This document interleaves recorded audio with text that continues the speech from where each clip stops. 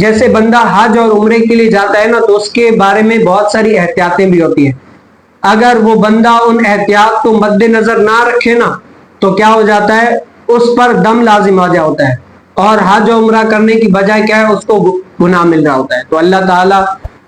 ہمیں وہ احکامات بھی سیکھنے کی توفیق نصیب فرمائے. حضرت جابر رضی اللہ تعالی عنہ نے فرمایا کہ نبی کریم صلی اللہ علیہ وسلم نے حضرت علی کو حکم دیا کہ اپنے احرام پورے اور اپنا احرام پر یعنی اپنے احرام پر رہے اور سراکا کا قول ذکر کیا. اب یہ حدیث بار کا کیا ہے,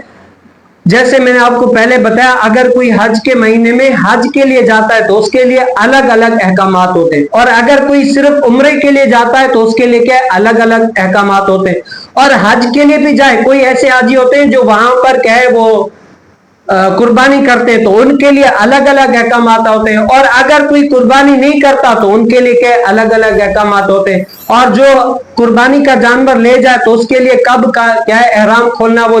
سارے حج کے رکن ادا کر کے کون سا رکن ادا کرنا ہے اور کب احرام کھولنا ہے, تو یہ سارے کام کرنے ہیں. اگر نہیں کرتا نا تو کیا ہے, گناہ مل رہا ہوتا ہے. تو اللہ تعالیٰ مجھے اور آپ کو بھی رسول کائنات صلی اللہ علیہ وسلم کی شریعت پر نا عمل پیرا ہونے کی توفیق نصیب فرمائے, اور اللہ تعالیٰ مجھے اور آپ کو بھی نبی مکرم صلی اللہ علیہ وسلم کی شریعت پر عمل پیرا ہونے کی توفیق نصیب فرمائے.